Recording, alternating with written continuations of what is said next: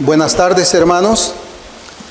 Les invito a abrir la palabra de Dios en el Evangelio de Mateo, en el capítulo 5. Mateo capítulo 5. Vamos a leer un versículo, el versículo 3. Y hoy día pues vamos a comenzar prácticamente a ver cada una de las bienaventuranzas del Sermón del Monte. Y vamos a leer el versículo 3, en Mateo capítulo 5, versículo 3. Dice la palabra del Señor: bienaventurados los pobres en espíritu, porque de ellos es el reino de los cielos. Muchos son los que dicen que este fue el primer sermón que predicó nuestro amado Salvador. Y en esta primera predicación vemos pues que existen 9 bienaventuranzas que están aquí en este capítulo 5, y que seguramente que en su Biblia usted va a encontrar que esta sección se llama las bienaventuranzas, como la serie que hemos comenzado la semana pasada. Hicimos una introducción muy breve, pero esta es la primera de las 9 bienaventuranzas que el Señor predica en su Sermón del Monte. Él dice: bienaventurados los pobres en espíritu, porque de ellos es el reino de los cielos. Nosotros somos muy propensos a agarrar palabras y comenzar a interpretarlas de acuerdo a nuestro contexto cultural, o tal vez de acuerdo a la primera idea que se nos viene a la cabeza. Así a veces yo he visto de que uno comienza a correr en algún error doctrinal cuando, por ejemplo, uno escucha la palabra mundo en la iglesia y creemos que mundo significa todos y cada uno de los seres humanos que habitan sobre esta tierra. Es cierto que en algunos casos significa así, pero hay otros que no significa necesariamente de esa manera, sino que de acuerdo al contexto se refiere a un grupo determinado de personas. Y ahora en esta primera bienaventuranza nosotros leemos una palabra: pobre. Pobre. ¿Qué significa pobre? Y es posible que nosotros hagamos pues una relación con el significado que normalmente le damos a esta palabra en nuestras conversaciones diarias. ¿Qué es un pobre? Esta pregunta puede ser respondida de diferentes maneras. Por ejemplo, una persona pobre es aquella a quien la vida no le ha sonreído. Entonces decimos: bueno, la vida no le sonríe, es pobre, pobre. Y como la vida pues no le ha sonreído, tiene carencias materiales, es pobre, no tiene alimentación diaria, no tiene un lugar donde vivir, donde dormir, es pobre. Se habla pues en este caso en el contexto de una persona que no tiene cómo cubrir sus necesidades básicas. Esa persona es pobre. Pero la experiencia cristiana no tiene que ver nada con las riquezas del mundo, como ya lo habíamos visto nosotros. Además, el Señor dijo que su reino no es de este mundo. Lo dijo así en Juan 18:36.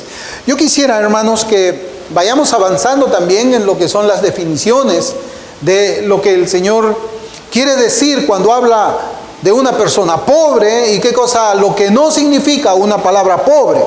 Por eso es que yo quisiera que recordemos a un hermano en la fe de los tiempos del Señor Jesús, cuyo nombre era Lázaro. Si abre la escritura en Lucas capítulo 16, versículos 20 y 22, la escritura dice, en Lucas 16, 20 y 22, la palabra del Señor dice: había también un mendigo llamado Lázaro, que estaba echado a la puerta de aquel, lleno de llagas, y ansiaba saciarse de las migajas que caían de la mesa del rico, y aún los perros venían y le lamían las llagas. Aconteció que murió el mendigo y fue llevado por los ángeles al seno de Abraham. Y murió también el rico y fue sepultado. Lázaro, en su pobreza material, era bienaventurado. Lázaro, en su pobreza material, era bienaventurado. En la carencia de dinero para poder curar sus heridas que le lamían los perros, él era bienaventurado. en la carencia de alimento para llenar su estómago, él era bienaventurado. La palabra que en nuestro texto del Sermón del Monte dice pobre, significa propiamente mendigo, mendigo. Por ejemplo, la misma palabra traducida como pobre, los pobres en espíritu, en Mateo 5:3 es traducida como mendigo cuando se refiere a Lázaro, en Lucas 16:22. Y esta palabra es también utilizada por el Señor cuando Él enseña en una sinagoga, esta palabra pobre, esta palabra mendigo. En Lucas 4:18 dice: el Espíritu del Señor está sobre mí, por cuanto me ha ungido para dar buenas nuevas a los pobres. Me ha enviado a sanar a los quebrantados de corazón, a pregonar libertad a los cautivos y vista a los ciegos, a poner en libertad a los oprimidos. Pero cuando el Señor predica el Evangelio, también se lo predica a Mateo. Mateo era un hombre rico, él era un publicano. Entonces, cuando el Señor habla de que tenía que predicar el Evangelio a los pobres, no está diciendo que tiene que predicarle el Evangelio a todos aquellos que tienen no satisfechas sus necesidades materiales. Este pasaje de Lucas capítulo 4, versículo 18 dice que el Señor fue ungido para predicar el Evangelio a los mendigos, quienes tienen un corazón quebrantado por su condena espiritual, es lo que dice en ese pasaje. Quienes son cautivos de pecado, quienes están ciegos por el pecado y que necesitan la libertad que Cristo ofrece. Eso es lo que dice el Señor en estos versículos, en este solo versículo. Habla de que los pobres están quebrantados cuando ven su condena espiritual, que estos pobres se dan cuenta que son cautivos del pecado, que estos pobres están o han sido cegados por el pecado y que necesitan la libertad que Cristo ofrece. Un mendigo, ya cuando podemos tal vez hacer una ilustración con la palabra mendigo de nuestros días, es uno que no puede suplir sus necesidades por él mismo y por lo tanto depende de la generosidad de otros.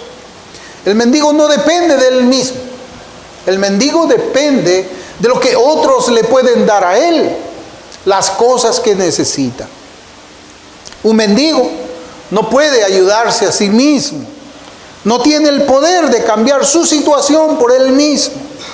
Un mendigo depende de la ayuda, de la generosidad de otros.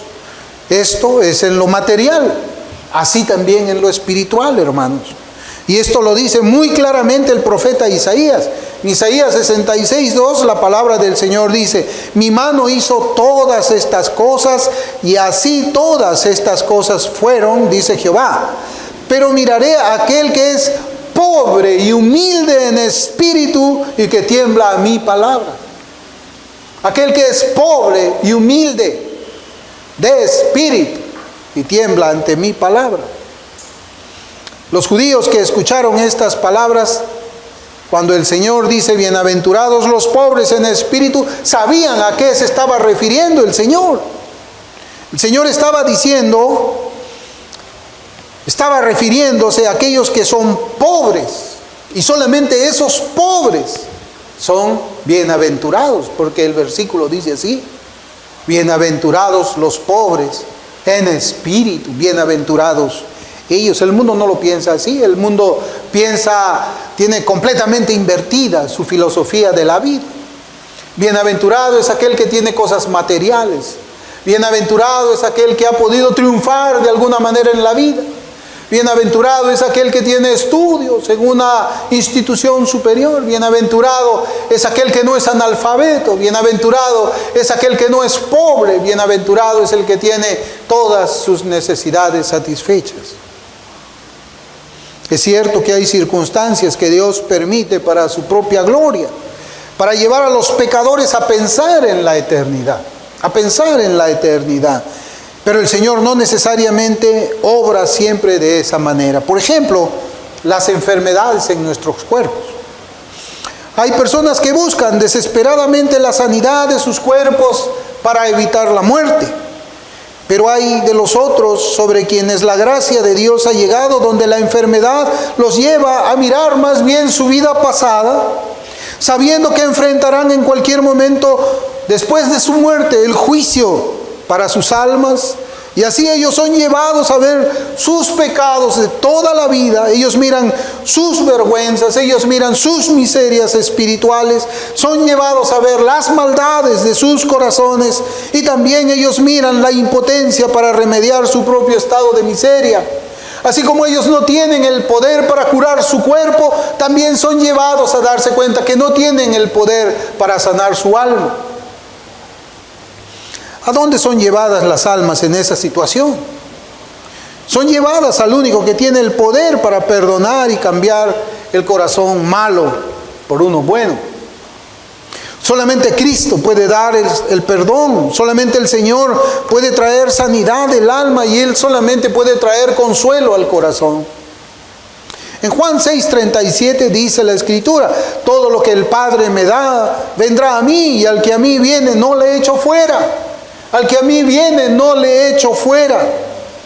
Por eso todo aquel que llega al Señor en esa condición de pobreza en espíritu, mendigando por misericordia, suplicando por perdón, implorando por paz y por restauración, a ese, y solamente a ese, el Señor no lo echa fuera. Solamente a ese. Por eso es que nosotros hemos leído en ese pasaje que habla de Lázaro, la misma ansia de perdón, ansia de justicia, ansia de paz en el corazón. El Señor lo pone con sus palabras en Lucas 16:21, dice: y ansiaba Lázaro, ansiaba saciarse de las migajas que caían de la mesa del rico. Así también el que es humilde en espíritu, el que es pobre en espíritu, ansía saciarse de las bondades del Dios vivo, cuando ve toda esa pobreza espiritual que tiene en él mismo. Es una bendición, hermanos, del Señor el que un pecador pueda escuchar el Evangelio. Es verdaderamente una gran bendición. Es un privilegio. Yo recuerdo una vez, estaba viendo yo un programa de televisión en los Estados Unidos, y la animadora, queriendo un poco atacar el cristianismo, decía: y bueno, ¿y qué pasa pues con aquellas personas que nunca han escuchado el Evangelio? ¿Qué pasa con aquellas personas que nunca han? Y yo les quiero llevar a ustedes, por ejemplo, a los incas, o a las culturas que nosotros conocemos, la cultura nazca, paracas. ¿Qué fue de ellos que nunca tuvieron el privilegio de tener una Biblia en sus manos? Hermanos, yo estoy seguro que bajo la autoridad de las Escrituras, todos y cada uno de ellos ha terminado en la condenación. Por eso es que es un privilegio escuchar el Evangelio. Hermanos, es una bondad, es una gracia de Dios, es una bendición abrir su Biblia y escuchar lo que el Señor dice. Pero escuchar el Evangelio no convierte en bienaventurado a una persona. Oh, yo ya escuché el Evangelio, ya fui a la iglesia ya. Yo voy a la iglesia cada 2 meses, ya fui a la iglesia, escuché el Evangelio, soy bienaventurado. Como si un domingo, hermanos, fuese la carga suficiente de una batería para que le dure 2 meses la espiritualidad. Eso ni en los celulares sucede. Los celulares los ponemos a cargar todos los días. Espiritualmente nosotros necesitamos la gracia de Dios todos los días. Pero hay algunos que creen que fueron a la iglesia una vez cada 2 meses, ya cumplí, ahora el cielo me espera. Por eso, hermanos, escuchar el Evangelio no convierte a nadie en bienaventurado por sí. Escuchar sin obedecer expone a tal persona como arrogante, una persona orgullosa. Es una persona que desprecia la salvación en la muerte del Hijo de Dios. Esa persona es altiva de corazón. Esa persona dice en sí mismo: no, yo no necesito de Dios, yo no necesito la muerte de Cristo. Esa persona no es humilde, no es pobre en espíritu. ¿Y qué cosa es lo que la Biblia dice de una persona que es altiva de corazón? Salmo 138:6 dice, porque Jehová es excelso y atiende al humilde, mas al altivo, que dice, mira de lejos. Lo mira de lejos. Al que escucha el evangelio y no obedece el evangelio en arrepentimiento y fe, Dios lo mira de lejos. Escuchar el evangelio no te acerca a Cristo, no te une a Cristo. Escuchar el evangelio no te convierte per se en cristiano. Tienes que obedecer, tienes que obedecer. Hermanos, nosotros tenemos muchas cosas en nuestra mente que están equivocadas en cuanto a la pobreza. A veces creemos que no sé si hemos escuchado del voto franciscano. Los católicos romanos tienen un voto que dicen, bueno, yo voy a rechazar todo lo que es riqueza y voy a vivir pobremente por el mundo. Ese no es la pobreza que el texto se refiere. Hay otros también que tienen sí dinero. Yo una vez conocí a alguien que tenía muchos miles de dólares ahorrados. Muchos miles. Más de 100. Y cuando usted lo veía por la calle parecía un mendigo. No se compraba ni siquiera un pantalón decente para vestirse. Sus zapatos eran viejos. Su cabello estaba todo desalineado y andaba sucio. Ese no es el pobre en espíritu del que dice la Escritura. Ese hombre es un avaro. Los pobres, los mendigos, al que se refiere este texto, son los que han gastado lo que Dios les ha dado en todo lo que el alma no aprovecha el alma. Gastaron todo lo que Dios les ha dado en lo que no aprovecha el alma. Han gastado sus fuerzas en el pecado. Han gastado sus pensamientos en cosas vanas. Han gastado sus vidas en iniquidades. Algunos no se dan cuenta de ello. Otros, por la gracia de Cristo, pueden ver su miseria, pero también pueden ver al Salvador. En Lucas capítulo 15, versículos del 13 al 18, cuando habla del hijo pródigo, la Escritura dice, no muchos días después, juntándolo todo, el hijo menor, mire, juntándolo todo, lo que el padre le había dado, lo que su padre le había dado, se fue lejos a una provincia apartada. Hermanos, ¿qué cosa fue lo que hizo este joven? Ahí dice la Escritura, y allí desperdició sus bienes, como viviendo perdidamente. Y dice, y cuanto todo lo hubo malgastado, vino una gran hambre en aquella provincia y comenzó a faltar. Esa es la pobreza material. Esa es la pobreza material. Y continúa diciendo el texto, y fue y se arrimó a uno de los ciudadanos de aquella tierra, el cual envió a su hacienda para que apacentase cerdos. ¿Usted sabe lo que significa para un judío apacentar cerdos? En ese tiempo. El versículo 16 dice, y deseaba llenar su vientre de las algarrobas que comían los cerdos, pero nadie le daba. Él alcanzó un estado de pobreza extrema en lo material. Él no tenía nada para comer, quería comer la comida de los puercos, de los cerdos. ¿Y quién comería aquí comida de puerco? A alguien que le va muy mal. ¿Usted no ha visto alguna vez personas buscando comida en la basura? Es pobreza. Eso es una pobreza extrema, material. Eso es una pobreza material. Alguien que ha gastado todo lo que tenía seguramente en licor. Alguien que ha gastado todo lo que tenía en drogas. Alguien que ha gastado todo lo que tenía en pecado. Terminó así materialmente, pero espiritualmente también. Porque ha desperdiciado todo lo que Dios le dio, su fortaleza, su intelecto, su conciencia, lo desperdició todo para vivir dándole la espalda al Señor. Pero ahí no se queda todo, porque mire cómo dice el versículo 17. Y volviendo en sí, reaccionó, dice, volviendo en sí, dijo, ¿cuántos jornaleros en casa de mi padre tienen abundancia de pan y yo aquí perezco de hambre? Perezco de hambre.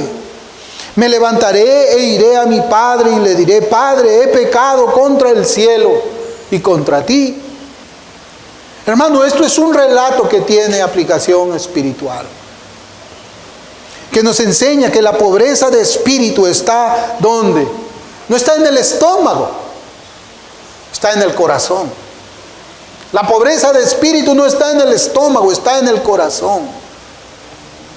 Y existen actitudes que deben ser echadas fuera del corazón para que sea llenado con la necesidad espiritual de la gracia de Dios.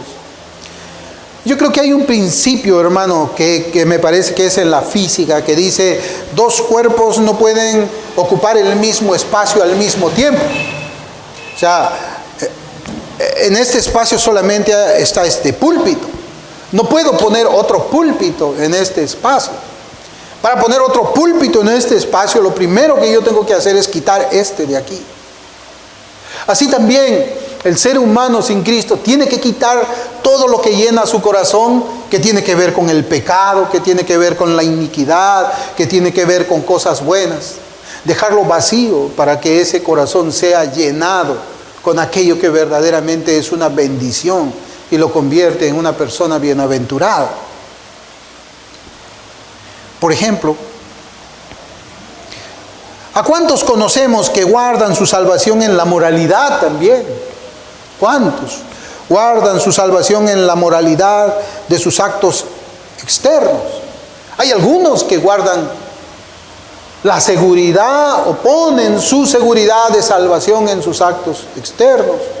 Ellos dicen, bueno, yo voy a la iglesia todos los domingos, yo doy ofrenda en la iglesia todos los domingos, yo leo la Biblia también todos los días de la semana, hasta hago oraciones. ¿A quién se parece? ¿A qué se parece lo que yo estoy hablando ahora? ¿No se parece a ese fariseo que estaba orando junto al publicano? Pero esos hombres no son pobres en espíritu. No son pobres en espíritu. El que es religioso, aquel que se cree santo por alguna razón, no necesariamente es pobre en espíritu. Mire, yo quisiera que leamos una acusación que hace el profeta Isaías de parte de Dios en Isaías 65, desde el versículo 2 hasta el versículo 5. Cómo es que el Señor nos revela que poner la seguridad en la moralidad a Él no le agrada. La moralidad delante de Dios es un perfume horrible, no es perfume, es hedor. Huele a podrido a Dios la moralidad, hermanos. Isaías 65 del versículo 2 hasta el versículo 5 dice, extendí mis manos todo el día a pueblo rebelde, el cual anda por camino no bueno, en pos de sus pensamientos. Pueblo que en mi rostro me provoca de continuo a ira, sacrificando en huertos y quemando incienso sobre ladrillos, que se quedan en los sepulcros y en lugares escondidos pasan la noche, que comen carne de cerdo y en sus ollas hay caldo de cosas inmundas. Hasta acá el Señor está hablando, hermanos, de cómo es que era la actitud de estos fariseos que en lugares escondidos, en los lugares altos, ellos sacrificaban a los ídolos.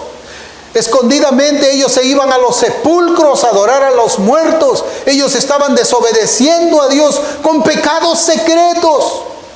Ellos no pecaban delante de todos, pero pecaban secretamente y se presentaban como justos delante de los demás. Mire cómo dice por eso el versículo 5 de estos que pecaban escondidamente. Dice,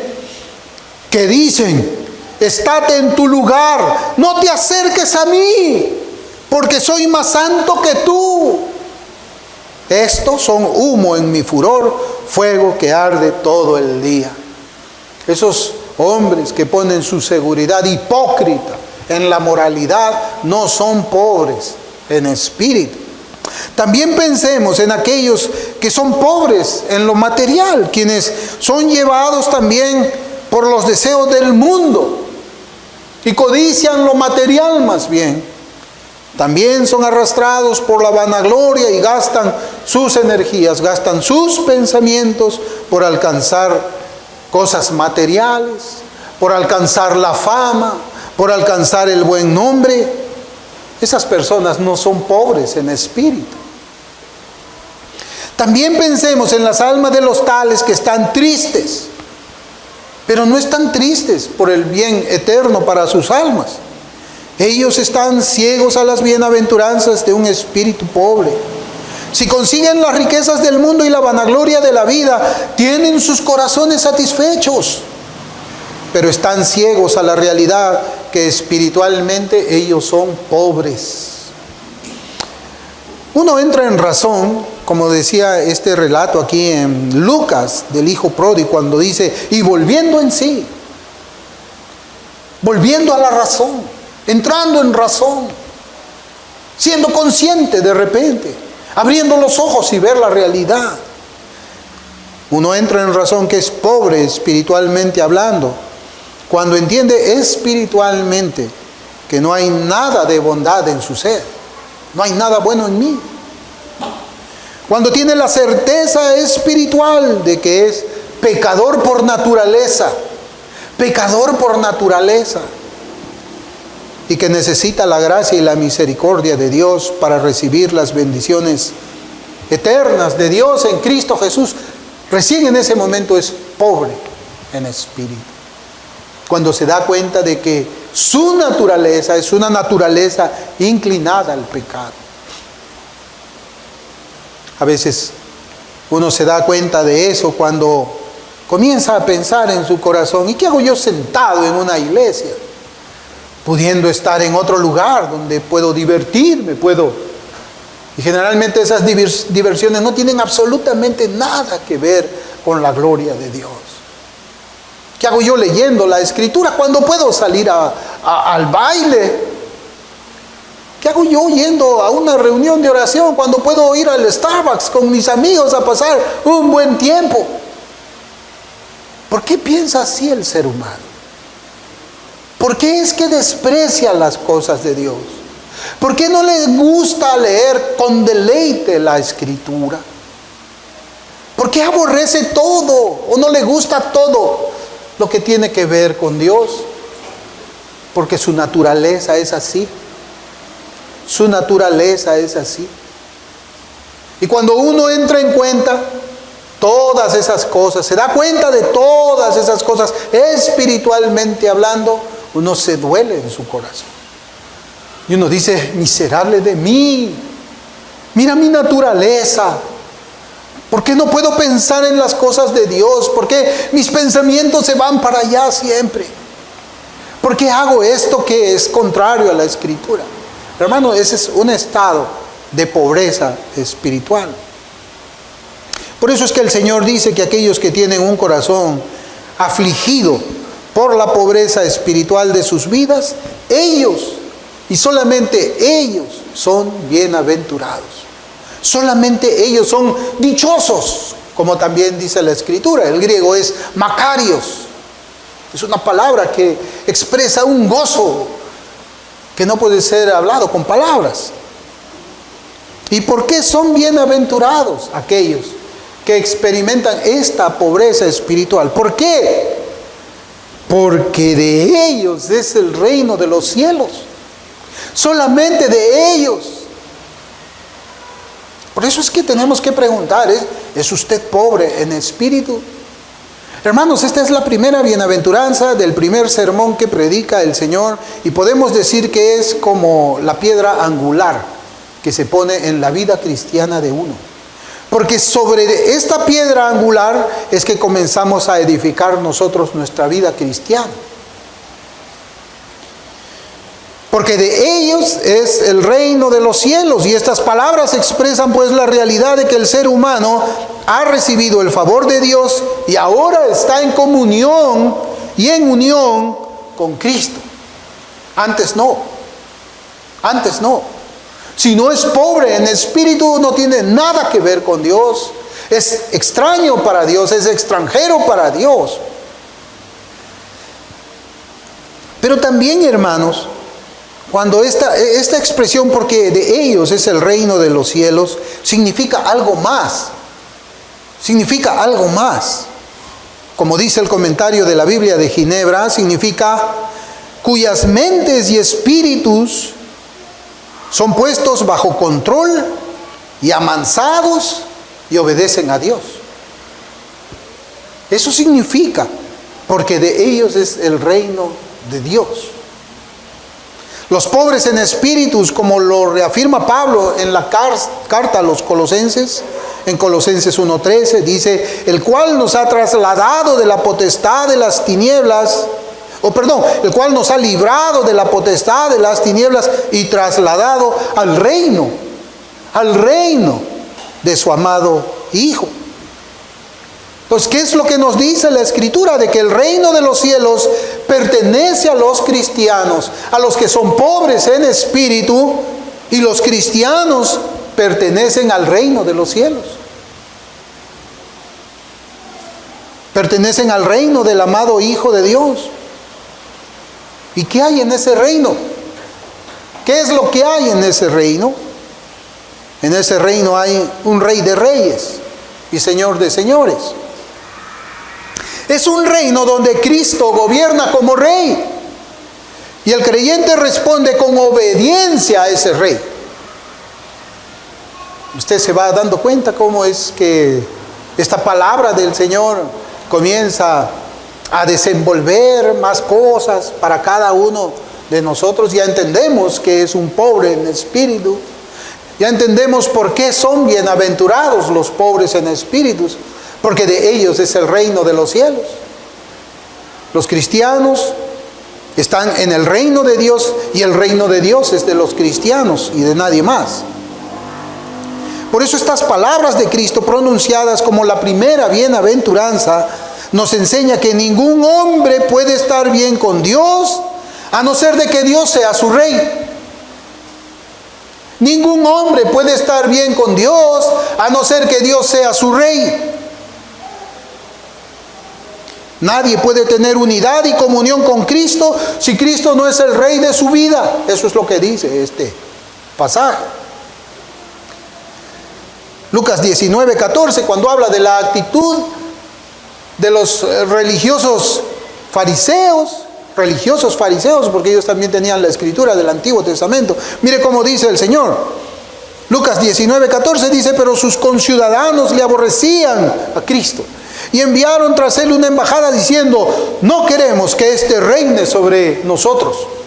No queremos que éste reine sobre nosotros. Ellos no eran pobres en espíritu. Ellos no eran parte del reino de Cristo. Ellos rechazaron el reinado del Señor sobre sus vidas. Y no puede haber ningún creyente que diga en su corazón y lo exprese con su vida, yo no quiero que Cristo reine sobre mí. Cuando dice esas palabras está diciendo que él no es pobre en espíritu y que está destituido del reino de Cristo. Pero esta sujeción de la que nosotros estamos viendo que enseña esta bienaventuranza no es obligada, hermanos. No es obligada. En Romanos 6:19 la Escritura dice, Romanos 6:19,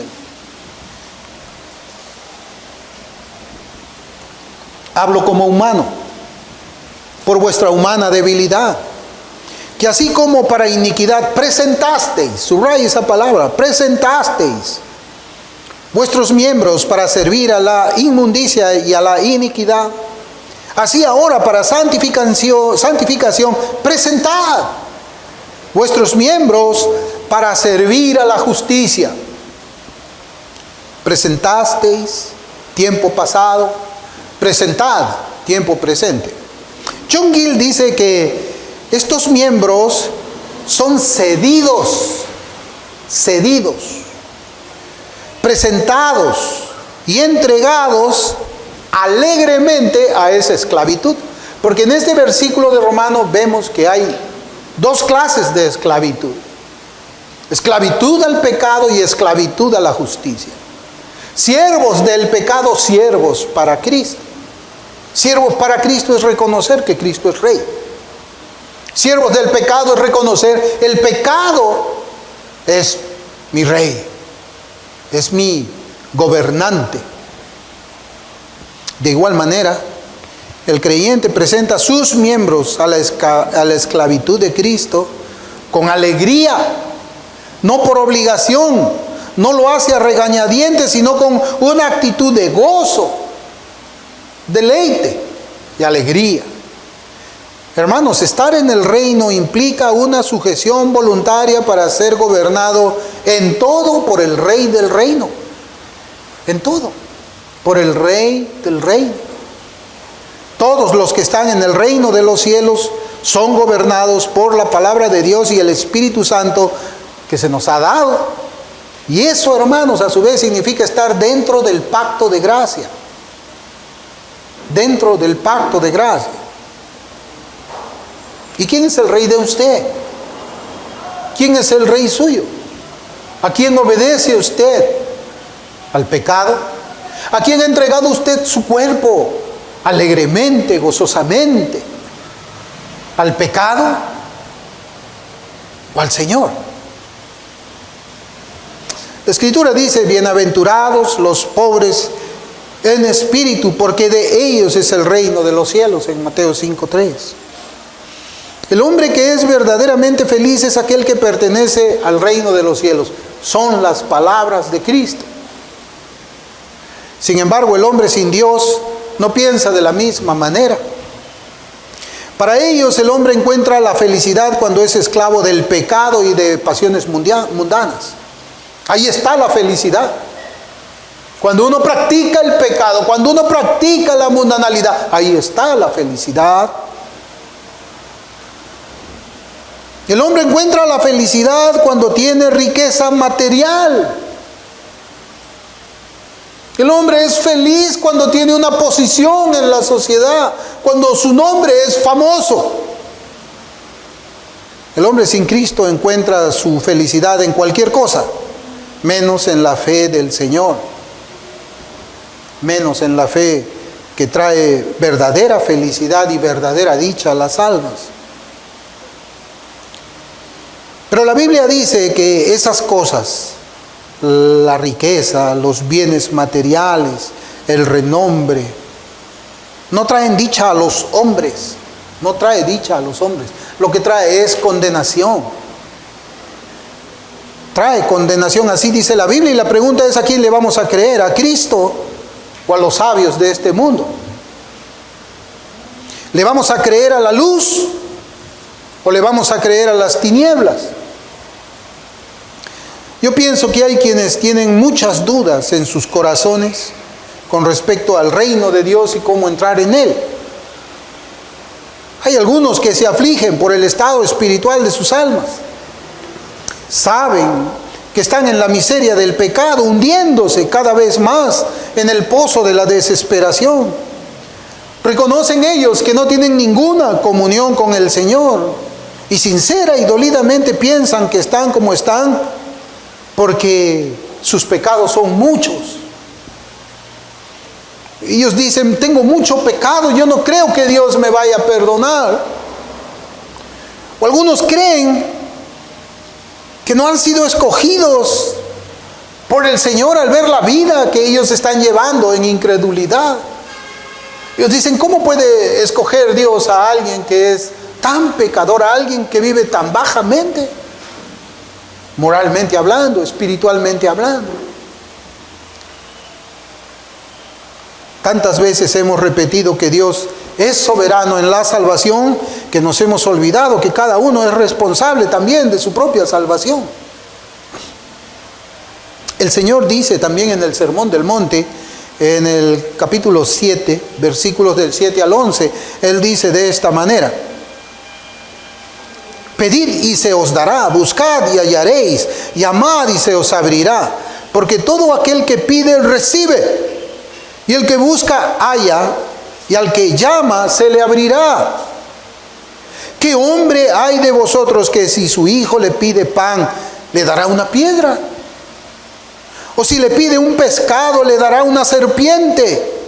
Pues si vosotros, siendo malos, sabéis dar buenas dádivas a vuestros hijos, ¿cuánto más vuestro Padre que está en los cielos dará buenas cosas a los que le pidan?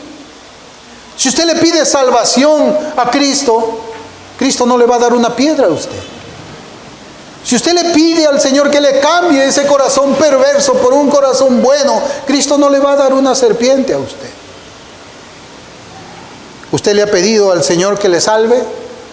Porque eso es lo que enseña este pasaje. ¿Le ha pedido usted al Señor: Señor, sálvame de mis pecados? Y otra pregunta más importante, ¿su petición ha sido sincera? ¿Ha sido de corazón? ¿Ha sido verdadera? ¿Le ha pedido para usted a Cristo el reino, a Dios? ¿Le ha pedido usted el reino de su amado Hijo? ¿Le ha pedido usted? Porque nuestro pasaje dice, bienaventurados los pobres en espíritus, porque de ellos es el reino de los cielos. ¿Le ha pedido usted ese reino al Señor? Hermanos, y es una petición válida, porque también el Señor enseña esto en el Sermón del Monte. Cuando Él está enseñando a orar, Él dice en Mateo 6:10, venga tu reino, venga tu reino. Y en su exposición sobre el Padre Nuestro, Thomas Watson escribe de esta manera sobre esta petición, venga tu reino. Él escribe, comienzo la cita: la primera cosa implícita en la petición, venga a nosotros tu reino, es que nos encontramos en un reino de tinieblas. Oramos para que nos saque del reino de tinieblas, donde se dice que gobierna el pecado, Romanos 6:12. Se le llama la potestad de las tinieblas, Colosenses 1:13. El hombre se encuentra en las tinieblas de la ignorancia, se halla sumido en las tinieblas de la contaminación, está sumergido en las tinieblas de la desdicha. ¿A qué reino nos referimos, pues, cuando decimos venga a nosotros tu reino? En un sentido positivo hablamos de un doble reino. El reino de gracia que Dios ejerce sobre las conciencias de su pueblo. Cuando oramos venga a nosotros tu reino, oramos para que se establezca y crezca dicho reino de gracia en nuestros corazones. ¿Ha orado usted de esa manera? Porque es bienaventurado el que es pobre en espíritu. Y el que es pobre en espíritu dice, venga a nosotros tu reino, venga tu reino a mí, a mi corazón. Controla tú, Señor, mi vida, cambia este corazón de piedra, pon un corazón de carne que sea capaz de amarte, de bendecirte, de obedecerte, un corazón que me traiga vida eterna, un corazón que me salve, un corazón que sea como el tuyo, Señor. Por eso nuestro pasaje dice, bienaventurados los pobres en espíritu, porque de ellos es el reino de los cielos. Y aquí habla de la pobreza del alma por las miserias del pecado.